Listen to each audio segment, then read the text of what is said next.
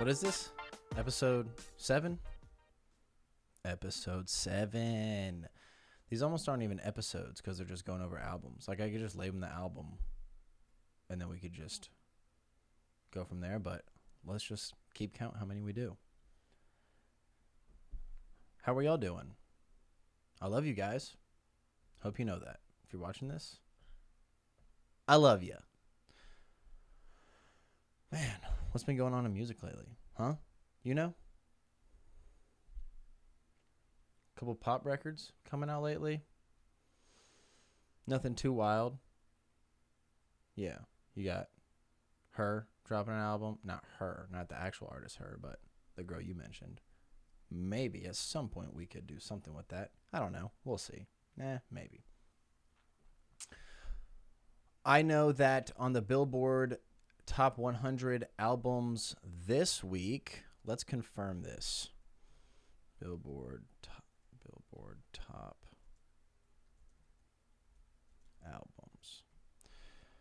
albums.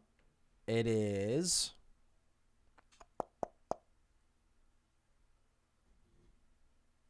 number 1, Legends Never Die, Juice WRLD. Did that one. Number 2 would be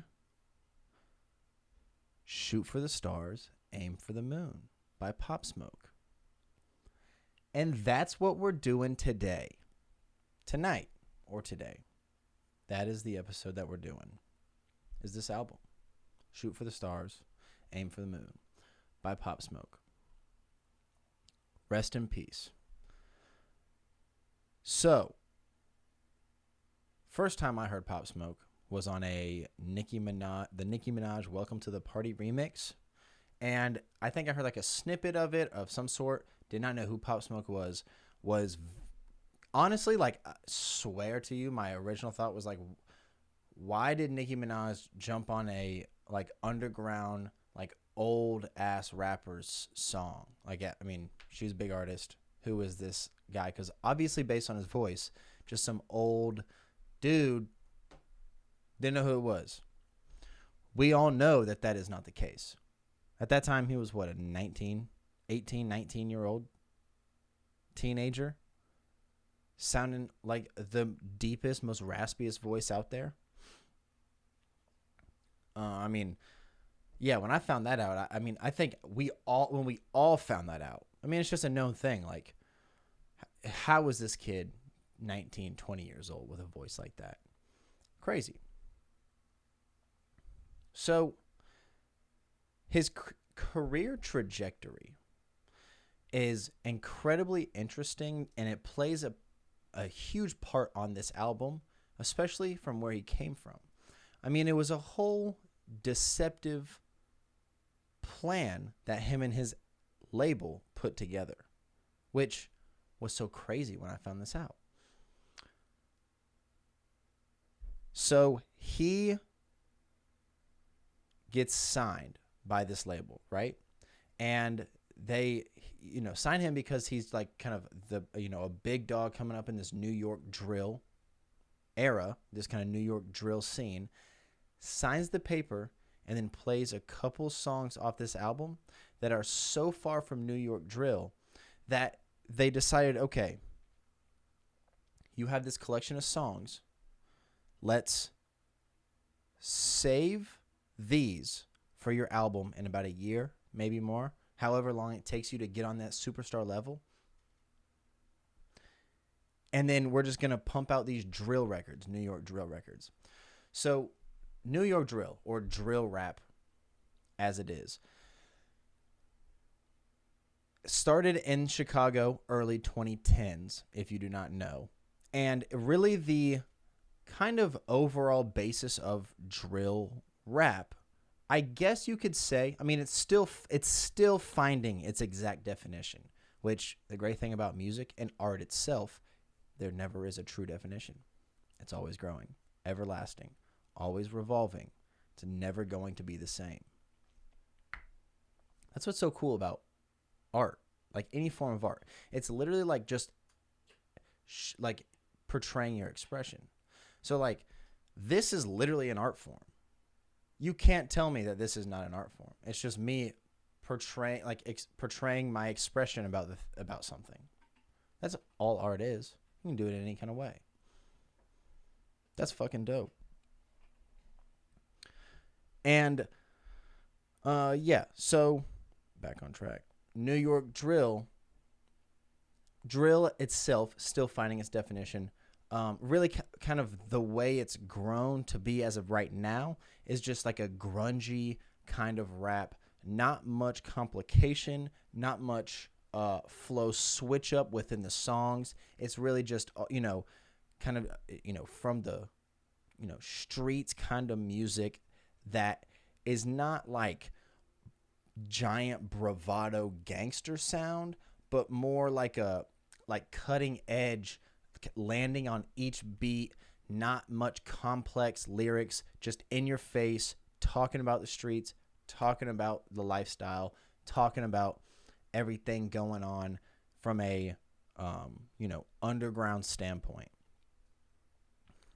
But from a stylistic point of view in rap, something that I have noticed is when you mix drill artists with the drill production, it really the best drill that I've heard are the ones that are able to kind of, in a weird way, kind of just stay as close to the drum pattern as they can. Now, not hitting every, lyrical note onto the drum pattern, but just finding a way to let if you can let the drum pattern just kind of carry your voice the smoothest that it possibly can throughout the whole record, that is some of the coolest and the best sounding, drill rap that I've heard.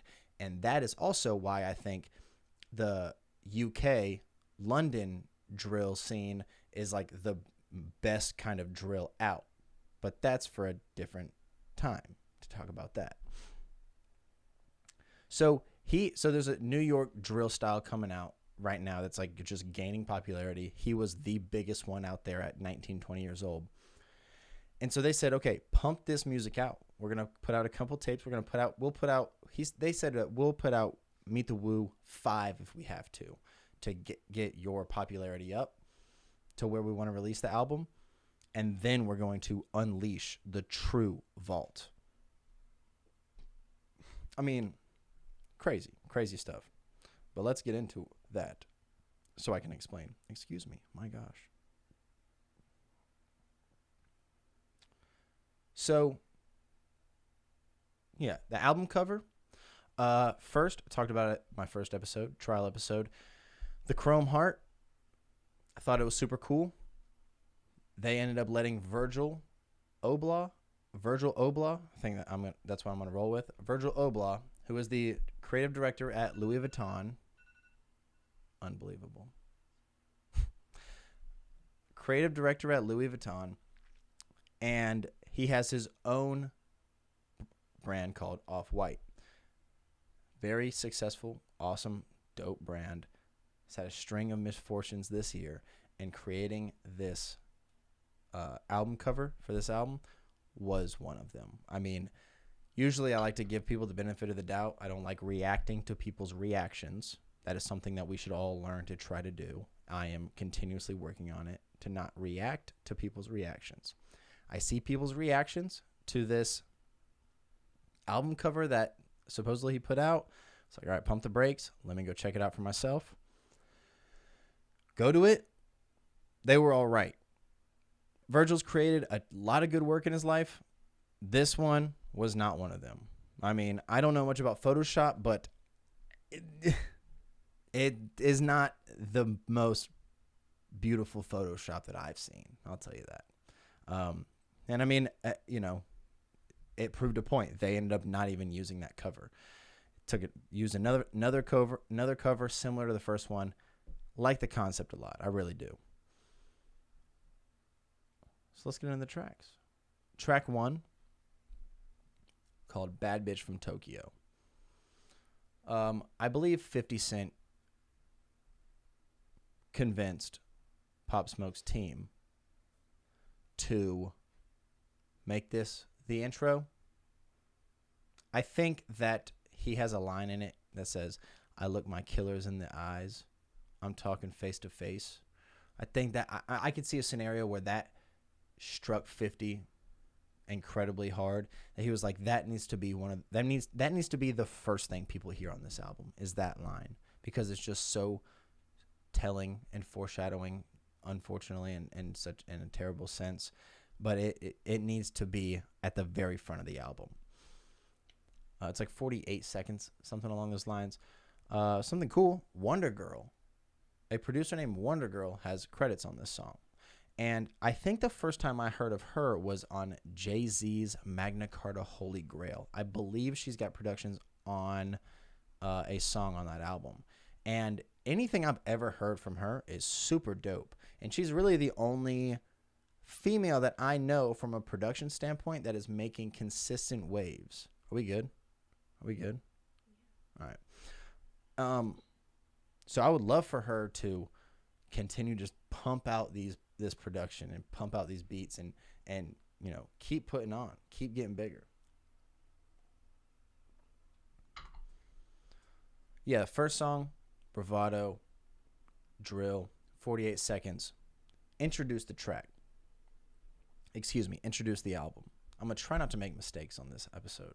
I've made some pretty critical mistakes, like with things that I've said on some of these episodes. I need to stop doing that. Track 2, Aim for the Moon with Quavo. Obviously, the title track. I mean, you know, this is like the true intro to me. I mean, they wanted this to be the intro. I think even somebody said Pop Smoke wanted this to be the intro. Which, if that's the case, make this the fucking intro. Wonder Girl has productions on this. That's awesome. So Quavo on this song sounds amazing. And like I said on the Meet the Woo 2 episode, Pop Smoke brought out some of Quavo's best rapping and like real hip hop moments and features that we've heard from him in the past like 2-3 years. For real. I mean, he has three features on this album, and he doesn't lack on one part of any of it. And unfortunately, there's really not going to be many collaborations between them anymore. But I hope that Quavo can take this and get back in that serious hip hop lane that he was on in Culture One and before. I mean who doesn't love Quavo like really being in his bag like that? Yeah, I mean, Quavo was on the Shake the Room song.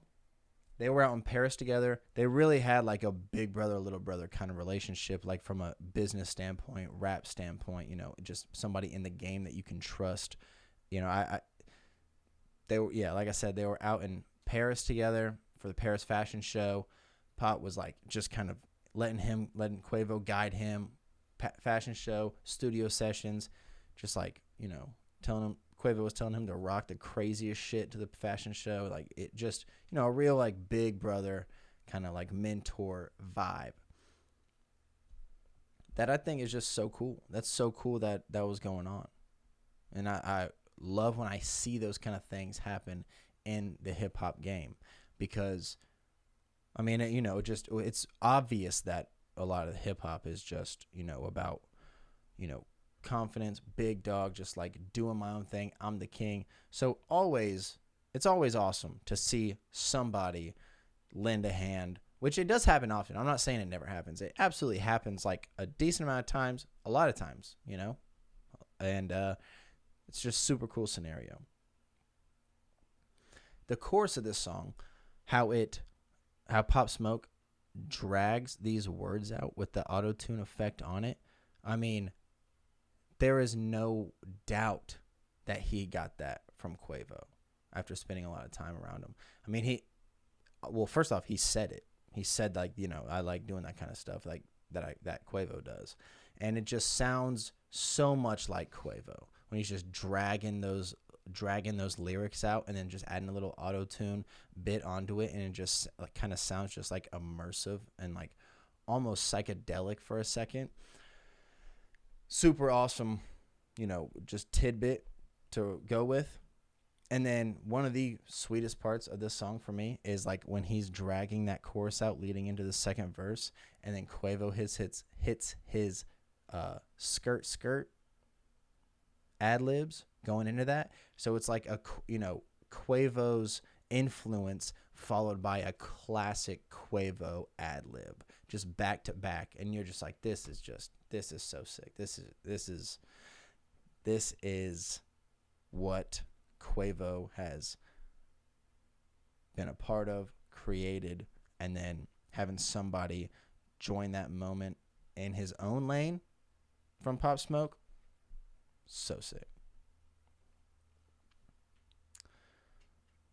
Also, this song might have been a Travis Scott song, because I think this was recorded when Travis and him were recording the Gotti song off the Jack Boys. And I think Pop just killed it so much and had Quavo on it that they were just like, we're just going to take this. Track 3, For the Night, featuring Lil Baby and DaBaby. First real record from his whole career, maybe, up until this song, like song by song, that there's not a full New York drill presence on it. And how funny is it that people just love putting both Lil Baby and DaBaby on a song? I mean, yeah, the names are the same pretty much. But like such different styles of rapping. Like for real. Like Lil Baby is like a full on just Atlanta sound, just like evolving this Atlanta trap sound. Excuse me again.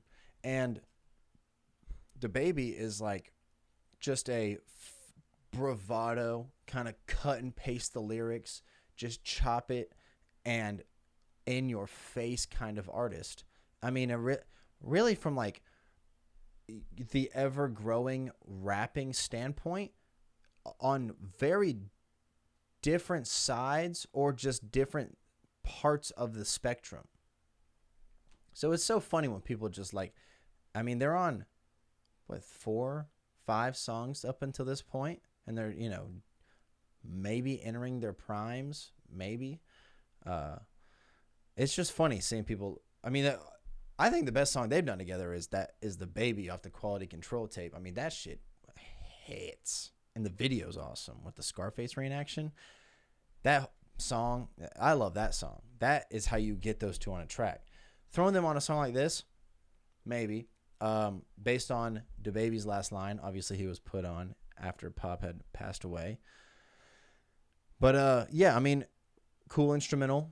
Pop sounds great on it. Lil Baby sounds great on it.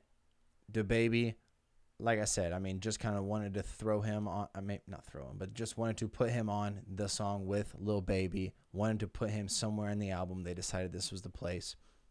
I might have put him somewhere else. I'm not in control of that, so I could not. But yeah, I mean, cool song. Cool song. And the drums on this song are nuts. And they are done by somebody who was in Mike Dean's camp. And that person's name is Jess Jackson. And Mike Dean is very famous for being heavily involved in Kanye West's entire career, which has also led him to being heavily involved in Travis Scott's career and now becoming heavily involved in Don Toliver's career. He is a absolute legend. Absolute legend. Track 4, 44 Bulldog, which I will admit right now, up until this point, I did not know that a 44 Bulldog was a type of gun. And when Lil Wayne said it to open his first verse up on John, saying 44 Bulldog, my motherfucking pet, I pointed at you and told that motherfucker fetch.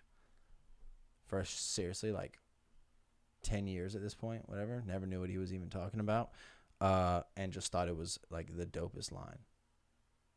And I always pictured like a bulldog like actually doing something. But now I know that is not what he was talking about. Just back in his drill bag on this one, Pop Smoke. There was an engineer talking about him and being in the studio with him. And there was times where Pop Smoke would say, like, hey, don't turn my vocals up on this. Like, my voice is going to stand out. Like, have you heard that shit? My voice is going to stand out.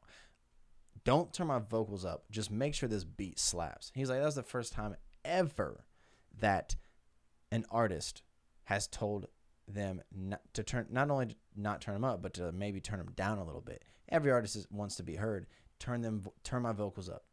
How many times have you heard somebody like keep in the song when they're talking to the engineer at the beginning of the song, like, turn my vocals up some more? It's like, turn my vocals up. Everybody wants to be heard. Pop Smoke was like, yo, turn my vocals down a little bit. My voice is so big and broad. I don't need you to turn them up. Make sure this beat slaps. That is all we need to do. I will take care of the rest.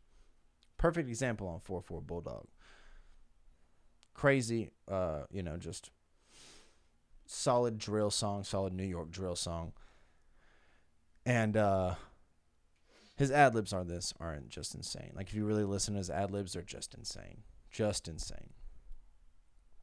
Track 5, Gangsters. Now, first listen on the album, this was maybe the first song that I was like, okay, they were doing something a little different for the album than they've been doing for the tapes. Like, this is the first one I was like, okay, could they have been saving some songs? Maybe. I mean, this is a different sound than just a full, New York drill. I mean, the chorus on this is so fire. And when I first heard the keys come in on this song, I was like, okay, there's something going on with this track. And still, this is one of my favorite tracks on here. I mean, this chorus is so fire. I love the chorus on this one. Love it. Opens the song up just like the intro when he's just talking a little bit, just talking his shit. Says, I don't want none of that extra loud shit. This ain't none of that rainbow haired shit. You can decide who that's about. But yeah, it's just super dope track. Super dope. Love the chorus. Love the keys on it. Love the chorus on it. Track 6. Yeah. Another one. I mean, I heard that, Gangsters, and then Yeah. And then I was firmly starting to believe, like, we've got something different than what the two mixtapes were, in a positive way. Very positive way. Originally, this song was supposed to be on the Meet the Woo 2 tape. It was actually sent in with all the songs, like the official send in to put it up. And Pop apparently called the dude, was like, yo, get that shit off, bring it back. This is going on the album. This is one's going on the album. And he was like, I don't care what anybody else tells me. This one's going on the motherfucking album. The part of the song that stood out the most for me were the ad-libs on this song. Now, I first heard them and I was like, okay, this is either Lil TJ, who he collaborates with frequently. I also thought it was an artist that is coming out of New York right now named J.I. the Prince. Sounds a little bit like these ad-libs. Or it was a girl. One of the three. I searched, ended up finally finding out that it was Pop Smoke who did the ad-libs. I mean, it might have been a pitched up vocal presence from him or something, but I was like, no way that this is Pop Smoke doing these ad-libs. Like, I found that out after finding out a ton more about this album, but I was just like, man, this is an example of him just being able to pull something out of his sleeve that we did not know he had. And this is a tiny snippet that we got that most people probably didn't even know when hearing this song. And I'm excited to get into that later on in this album. Like, second verse, when he says, like, is it real? Says that a couple times. I was like, there's no way. I mean, you listen to that. Let me know if you think that sounds like Pop Smoke. I didn't think so, but it is. Another great chorus. This album has some great choruses. For real. And also, we're 6 tracks in. This one, there are multiple tracks on this album that he got straight off YouTube. The beats. He got the beats straight off YouTube. Just typing in, like we have all typed in, just so-and-so type beat. Take that, rip it off YouTube, make a song, label, contacts whoever the producer was. Hey, Pop Smoke wants to use this for the album. We'll pay you this much. Know that. All producers remember that. Like, keep pushing your shit out. Someone's going to come across it. Apparently, there's some sort of algorithm that can come into play. Like, you got to put this kind of artist to this and that. Do some research. Keep posting that shit up. People are going to want to use your song, use your production if it's good enough, even if they just find it on YouTube. It can happen. It can happen. Happen like multiple tracks on this album. Track 7, Creature, featuring Sway Lee. Yeah, I mean, a nice joint. Oddly enough, I don't know if I'm the only one, but, you know, off first or second listen, could definitely tell that, you know, they didn't get in the studio and create this together. Could tell that, you know, Sway Lee got a hold of this after Pop had passed, and they, you know, were like, hey, we want to put your vocals on this. We want somehow for y'all to create a song. I mean, is it odd that I can just tell that and then do some research and then find that out? I don't know. There's just not this, you know, you just don't hear that spirit in the song that you would hear if they're in the out, you know, in there creating music together, you know? I mean, that kind of stuff, oddly enough, is real. Like, you can really tell when that kind of stuff happens. I mean, it's an unfortunate situation here, but, you know, you can tell that is a scenario. You know, Sway definitely wanted to get into a little bit of a drill bag of his that he's never really dipped into. Said it's not going to be the last time. Sounded nice. Definitely would like to hear him evolve over a drill beat. And, but man, I love Sway Lee. Sway Lee is awesome. I love Sway Lee. You know, sometimes I think about, in like a weird way, like, is every big song, like a song that's like decently big, you know, like a random song like this, like Pop Smoke, Creature featuring Sway Lee, is this someone's favorite song ever? Is this somebody's favorite song of all time? Like, I don't know. Like, is there somebody who's like the biggest Pop Smoke fan, and then their second biggest artist, their, you know, second favorite artist is Sway Lee, and they get this song and like they've played it like 5 times a day, every day since it's come out, and I'm sitting here saying like, yeah, I liked it, not my favorite, this and that. Is that I mean, I don't know. I think about that with like songs that are like okay, but big, but okay. Is it someone's favorite song of all time in the world? Across the world, is this someone's favorite song? Just the kind of shit that I think about, oddly enough. Track 8, Snitching, featuring Quavo and Future.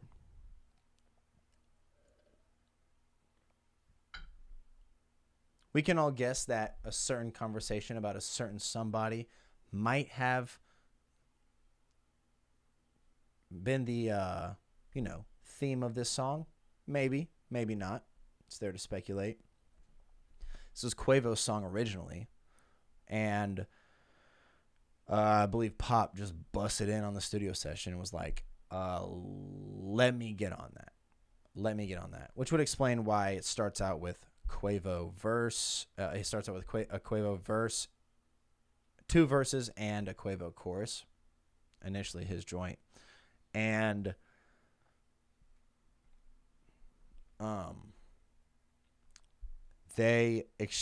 Pop's team exchanged this song for a song that should be on Migos' album with Quavo, Offset, and Pop Smoke. That song's going to be nice. And solid track. I mean, I love the vibe of this song. It's just a cool song to ride around to, listen to. And it's from, the production is Buddha Bless, which is Buddha Bless This Beat. And every single beat that I've heard from him, I have loved. Like, I have been like, I need to hear more Buddha Bless. Like, I really do. I mean, every one of his beats has like one instrument that I feel at the moment that I've never even heard before. I've always loved his production. And I think the first time I heard him was on Call Casting, which was on the first Migos Culture album, Culture 1. And that is one of my favorite Migos songs ever. They all three go in over a crazy beat from Buddha Bless. And I just love that song, love his production. I want to hear more from Buddha Bless. I really do. This song is another example. Just like a crazy little instrument that you just would not expect to hear in the background of this production. And he kills it. And he's always been killing it. And I want to hear more Buddha Bless on some big time, big artists, just crazy joints that I know that he can do. Apparently, Pop Smoke's team tried to get fucking Jay-Z on this song before they got Future. Could you imagine that? The Pop Smoke track list comes out, Snitchin' featuring Quavo and Jay-Z. And the song ends with a Jigga Hove verse. That would have been something. But they were blessed enough to be able to settle for the wizard, Future himself. And all three of them sound dope as shit on this song. I mean, it's sick. It's a nice track. Quavo again kills it. Pop Smoke does his thing for real, and then Future comes in and just adds just a classic Future, classic grungy Future, just tight shit that he does. And one of my favorite lines of this whole song is, "You ain't no woo, you ain't gonna do shit." The way that he is able to say something like that just makes me say it thinking that I'm saying it like him. And I'm not. But when I'm singing it, I feel awesome. Track 9, Make It Rain, featuring Rowdy Rebel. I believe this was the lead single. And based on the tracks from the album that have come out, I don't know what the idea was in making this like the first song that they release. Not my favorite. It's cool. Not my favorite. I believe Rowdy Rebel's verse was recorded in jail. I think it says like this is a collect call from, and then his verse kind of starts, and then it's like a phone recording. That's just what I'm speculating. Nothing crazy to this one, but the instrumental absolutely slaps. I mean, this shit hits so hard. All right, now we're starting to get into a weird part. And when I say weird, I mean really fucking good. And like unexpectedly good. Track 10, The Woo, featuring Roddy Ricch and 50 Cent. So apparently 50 put this whole song together. I think he got the instrumental with Pop's, just Pop's chorus on it, which sounds so nice. Pop sounds so nice. How does Pop Smoke sound amazing on a guitar? Just a guitar. He's able to just kill it. There's a couple songs on here just over guitar, just an acoustic guitar, just stringing it however they can. I don't know how to play, but they do it amazingly. He's just able to string it together, sounding, whoever it is, and then he is able to just flow over it. So nice. Another example of him stretching out that chorus the way that Quavo did. Maybe took a little tidbit from Quavo. Is able to just stretch that word out, add a little auto-tune on top of it, and just sound, just psychedelically, in a trance and it sounds awesome.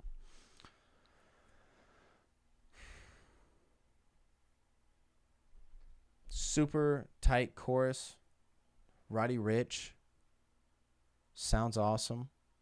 We're gonna have to talk about Roddy Ricch soon, because I think this is the highest charting song, or just like the biggest song on this album so far. And we're not gonna sit here and act like Roddy Ricch might have the biggest song of the year chart wise.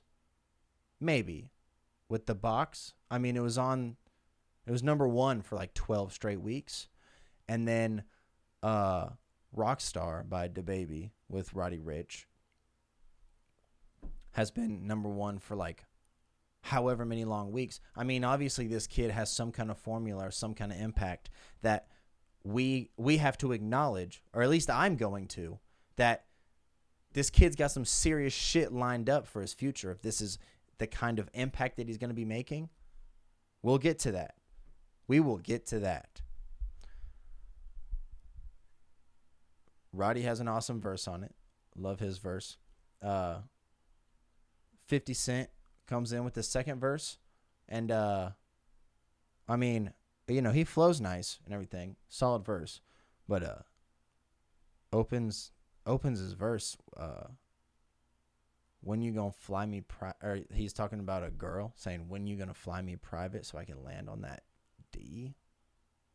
Just kind of a strange lyric. Like, just kind of strange. Hell yeah, dude. Hell yeah. And another something very interesting about this song is the verse that Pop Smoke had recorded for this song might have been on a somehow it did not match up with the instrumental that Roddy Ricch and 50 Cent had on their verses. So apparently the producer, who I believe is Jess Jackson, consulted with Mike Dean and was like, hey, how can we get this to work? Because like it just does not match up. Mike Dean was like, just change the chords on the verse. Instead of messing with his vocals, just change the chords on the verse.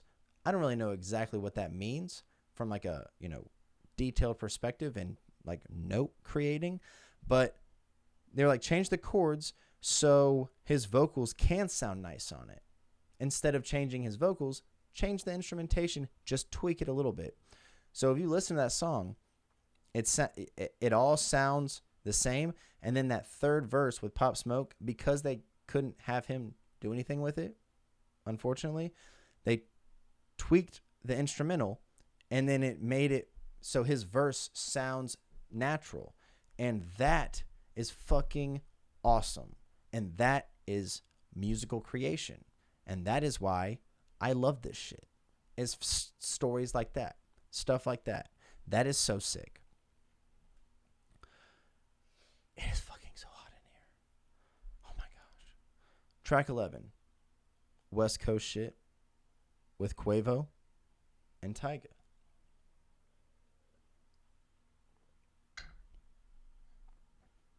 The instrumentation busts on, and I mean, the mustard tag drops. The mustard on the beat ho tag drops. And like, it's almost so obvious when that happens that you're like, if anybody else but DJ Mustard did this beat, he should like sue them or something, because it's such a Mustard beat that if anybody else did it, that would just be,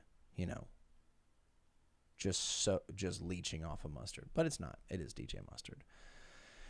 And Quavo, big influence of getting Pop Smoke on this record. He said, hey, the way your voice is, I mean, you do this New York drill shit. I mean, that just comes natural to you. Hop on some West Coast shit. Literally, West Coast shit. Hop on some West Coast shit and see what it sounds like. I mean, I know you can do it. So he did. And I mean, it's kind of funny that like that is what happened. And literally, like the way the chorus starts is like Pop Smoke on some West Coast shit. It's just like he had nothing but that to say in that moment. Like, it was just like, this song isn't about anything but me literally being on some West Coast shit. Uh, his verse is dope, and I'm not sure how it became, but apparently him and Tyga had a solid relationship. Tyga was um, Tyga helped him get actually the next song, the next feature. Tyga helped get, I'll say now, Carl G on the next song. Like Tyga was like a big part of helping get her on that song. So apparently they had some sort of relationship. I'm not sure how it came to be, but that's awesome. Tyga comes in, just, Tyga's from the West Coast. He grew up on this West Coast shit. So you hear a beat like that, and then you see Tyga's on it. Tyga will never not just stay prominent on a beat like this. I mean, yeah, Tyga's had his ups and downs in his career. You put Tyga on some West Coast shit, this is gonna happen. Just gonna rip it every time. Maybe my favorite lyric of this song is somebody called Batman, I'm Robin. I don't know. It just sounds cool. Track 12, Enjoy Yourself, with Carl G, who has 31 million Instagram followers. That's like a shit ton. Didn't even know who that was before this. She sounds amazing.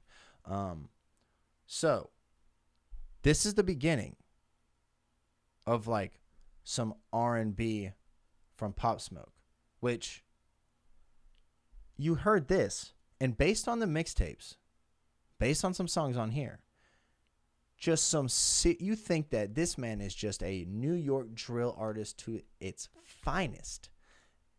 And you hear this song, I was so confused. May I say flabbergasted? I was flabbergasted when I heard this song. I couldn't even believe, like when I heard this plus the next stretch of however many songs, I was like, what the fuck is going on? Like how did we go from a man that could sound almost scary, literally sounded scary, to this? Shit was incredible. Super dope chorus. This was one of Pop Smoke's favorite records. I mean, there is video footage of him in the studio, getting this song right, and you can just see it. I mean, one of the things that I have seen just through the internet and stuff is like whenever he was in the studio or around others, I mean, he had such an awesome presence in the studio and around everybody else. Like he just loved partying, being around the vibe, being like the center of the room, being the attention, just kind of like creating this vibe. Like apparently most of his studio sessions were just parties. He would bring the mic from the booth into the main room, set that bitch up right there, and then just do his verse like while everyone's literally like on the couch next to him. That's pretty cool.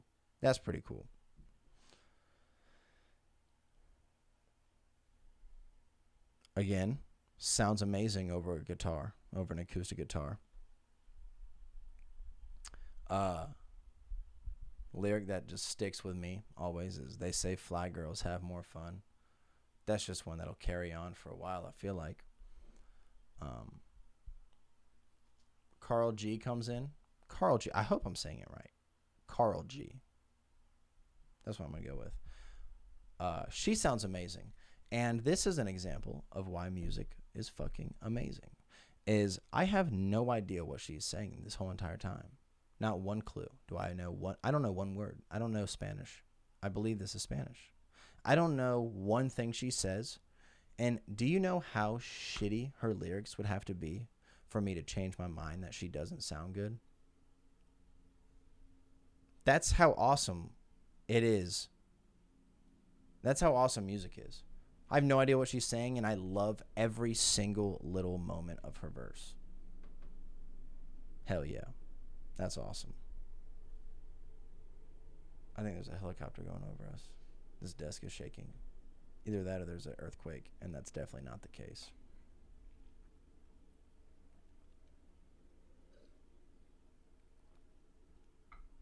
Track 13, You're right. Track 13, Mood Swings featuring Lil TJ. Cool track, solid little track. You know, getting a little get a little nasty in this one lyrically. Both of them talking about the girls in their life. Opens this up like just, talking. Pop Smoke says, "You ain't know I could sing." No. I didn't know you could sing. No. No, I did not.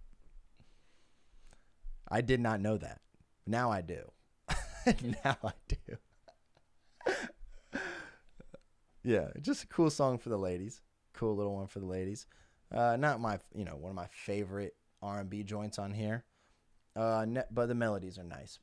Melodies are nice. Lil TJ, we'll see where his career starts going. Definitely making some waves. We'll see. We will see. But yeah, solid track. Track 14, Something Special. So yeah, this song. So how the story goes, I believe, is, who Victor, I forget his last name. You got Victor, like the label's like Victor. That's who he was signed to. And whoever it was kind of spearheading that label was paying attention to the New York drill scene. They hear some Pop Smoke. They sign this guy immediately. Say, "Hey, how long you been rapping?" He says, "Well, I used to sing in the choir." I'm like, okay, cool. Signs the deal. Says, "Yo, let me get that aux cord real quick." Plugs it in. Plays this song like a year ago. And the label head was like, "Where did this come from? Like, we're not releasing this song until the album. Like, tuck this one away deep. So they did. And apparently it was so old that like they had to go find this song and then like get with other companies to be able to like transfer the vocals onto the right software and stuff like this. But I mean, it's just crazy that like you hear Meet the Woo 1 and then you hear Meet the Woo 2, and it was all deception. It really was. It was all deception. Pop Smoke was out here acting like a magician, acting like a poker player, just had the deepest sleeve I might have seen from an artist, recently, definitely. I mean, this song and the next one, What You Know About Love, were both recorded before his first mixtape was even out. And they said, "We're not even going to give you a glimpse of this lane that he is in. We're just pushing out this New York drill. Establish the name, Pop Smoke, New York drill artist. New York drill artist." Just boom. Big, bad, scary, deep voice. Just cutting edge. Talking about the craziest shit in the New York streets. Oh, album's coming out? We'll see even more, bigger and better New York drill. Boom. R&B. That's fucking nuts, man. I've never seen, most, marketing plans aren't public like this one, but that's insane. That is crazy. I mean, I can't think of like an artist that I love, like, some of their music, a few projects into the career, knowing that they had that in their bag the whole time, but were just waiting for it. They were just waiting for the right moment to drop that music. That is what happened here. And that is crazy. That is crazy marketing. And you got me, man. Y'all got me. I couldn't even believe it when I was hearing these songs. Something Special. Such a nice melody on the whole thing. He on his drill sounds like the grungiest in the game, and then on his R&B sounds like one of the smoothest in the game. He is able to cover both sides almost flawlessly. Like it's some insane shit. There was an an interview. Somebody just sent me. Will you search here. Search RNG, literally RNG Pop Smoke, because I want to give this girl credit. Somebody just sent me this video of this girl interviewing Pop Smoke, and she was like, so what do you think about dipping into an R&B lane and doing some R&B music? Like the way people say your voice is, like they think that you would sound good on it. And knowing what I'm saying now, that he's always had these songs, this is the most flustered I have ever seen him on camera, because obviously he knew that he was on, he had that in his bag, and he was like, yeah, maybe, maybe, I don't know, maybe, yeah. And she was like, how about some, what we can call it RNG, rhythm and gangster. And he was like, yes, I like that. Told somebody to write it down. And I want to give this girl credit, whoever said that, because rhythm and gangster, RNG instead of R&B, that is an awesome term to coin.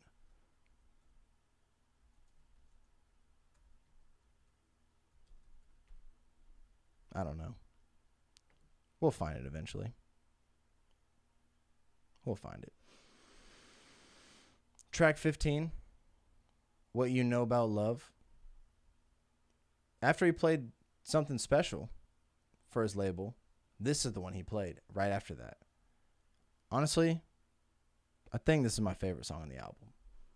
I mean, he sampled a genuine song.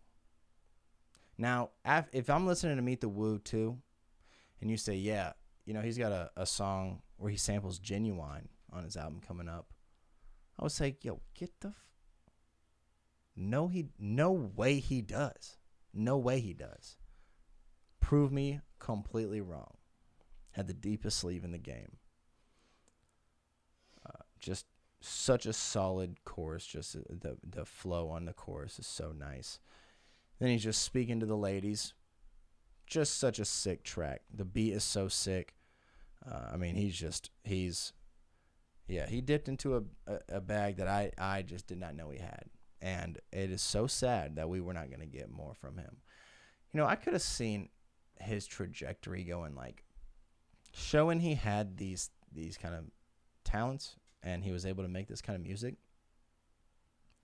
And then kind of through the next phase of his career, maybe, do some of this, but really just prove his, like, rapping skill. And then once he's, like, really established, just teeter off into, like, only an R&B lane, like, until the end. And just make songs for the ladies for the rest of it. Like, just some R&G shit. I really want to know this girl's name so I can say it on here. But, I don't. So, yeah. I mean, that song is amazing. That's my favorite song on this album. Track 16, Diana, with King Combs, who is P. Diddy's son. And they sound very similar. Him and his father do, which makes sense because that's his dad. And I like his part a lot. I want to hear more from King Combs. I mean,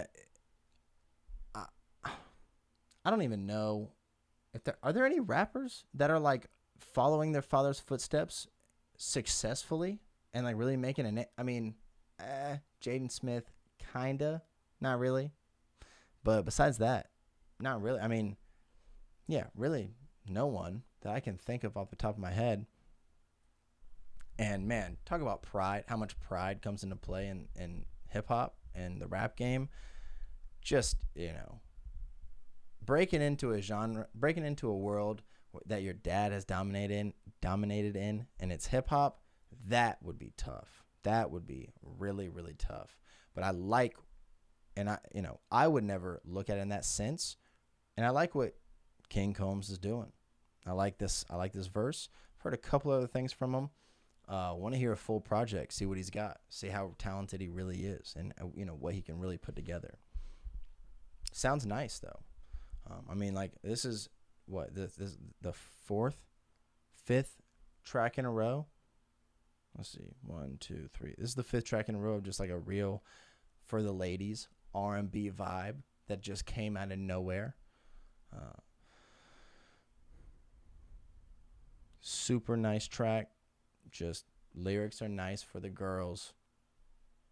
And on that second verse, he hit some high notes. He started to get that vocal range going. Pop Smoke did.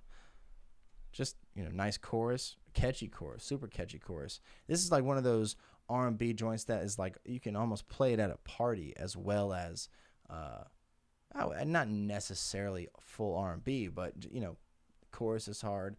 You can play it at a party. King Combs spits over it. Solid track. I also like the title, Diana. Just like that title of a track. So then we teeter off of the R&B lane, and then we get to the outro of the album. Not the outro song, just kind of like the final moments of the album. Track 17, Got It On Me. So, this was also recorded before Meet the Woo 1. This is such a sick song. I mean, when 50 Cent previewed this song, I was so excited for it. Just because I was like, the relationship between 50 Cent and Pop Smoke, which I haven't really touched on much, but 50 Cent was just like another mentor for Pop Smoke. And 50 Cent describes it like, he was like, he is 50 Cent. Like, Pop Smoke is 50 Cent. Like, he's a younger version of me, just the way he moves, how just vibrant he is, and just like the music he makes and the flow that he has, and just kind of everything he's doing within his career at this time is everything I was doing. And he can kind of sound like me. Puts this on the chorus. I mean, it's crazy. I mean, what a legendary Many Men chorus that he is able to jump on, and sounds so good. I mean, no one in the world could do this chorus more justice than Pop Smoke for this song. For real. I mean, it's such a sick, at the end when he goes a cappella on it, it just sounds so nice. And I mean, I'm sure 50 Cent heard this and couldn't even believe it. Yeah, it's some great stuff, man. I listen to the song all the time. And he spazzes on the two verses for real. And yeah, that is like one of those, that was like the true outro for me. Tunnel Vision, track 18, kind of a dark way to end the album. Again, kind of the same theme as the intro. One of the lyrics in the album, one of the lyrics in the song, he says, God gave me a lot, but it could go in a second if I fuck with the wrong bitch or walk up in the wrong session. Just another kind of closing line or opening line like the one he had in the intro. Just that I'm sure that his team kind of made this decision, like, these are lyrics that we want them to hear first, and then we want to leave them with a lyric like this. And yeah, I mean, solid track. I mean, the instrumental is crazy. And yeah, I mean, it's solid outro just to close this whole thing off, I mean, and there's like a part of an interview at the end talking about, what kind of impact does he want him to have on the game. Unfortunately, his life was cut short at 20 years old, but he just said he wanted to come in, change the game. And I mean, he, changed a lot of stuff going on. I mean, the whole New York drill scene is completely on the map right now, completely. And unfortunately, he's not here to carry it on. But any New York drill artist do I have to say it? Out of New York are, we know, like, there's a spotlight on that scene right now. And we have to thank Pop Smoke for that. For real. Fabio Foreign is kind of somebody that's coming up out of there right now. Had a great relationship with Pop. He's got some good solo tracks. I like what he's got going on. But, yeah, the spotlight is on New York drill scene right now. And we will see what can come out of that. And we have to absolutely thank Pop Smoke forever for that. And the smoke will never clear. Never. They said that at the end of the outro, and that shit just is so cool. So cool. He released the deluxe album. I'm not going to get into the songs to the degree of the original album, but definitely have been blasting the deluxe songs. I mean, he opens it up with Hotel Lobby. As soon as that joint comes on, you're just like, another just sweet chorus that he sounds different than anything that we've heard before this album. Showing Off Part 2 is another one of my favorites of the deluxe songs. Fabio Foreign snaps uncontrollably on that song. That's one of those songs that, I played the deluxe, was just like, doing something other than paying full attention, and I'm hearing this, and I'm hearing Fabio Foreign going off, and like I just kind of stopped what I was doing, was like, damn, he's really snapping on this. Tsunami, another solid one. She Feeling Nice, with a Jamie Foxx feature. So random, but hell yeah. And then probably the best one on there, Paranoia, with Young Thug and Gunna. I mean, sweet track. Young Thug goes crazy on that. Just another subdued chorus and moment from Pop Smoke that I would have been excited to see him, turn that into a beast and keep going with it. I really would have. I really, really would have, man. I mean, it's a crazy amount of music and impact that he was able to make in such a short amount of time. And, I don't know if we'll get more from here on out. I really don't. But, this album will be everlasting. Are we good? So, rest in peace. I'm going to keep playing this. There's going to be a lot of songs on here that I'll probably play forever.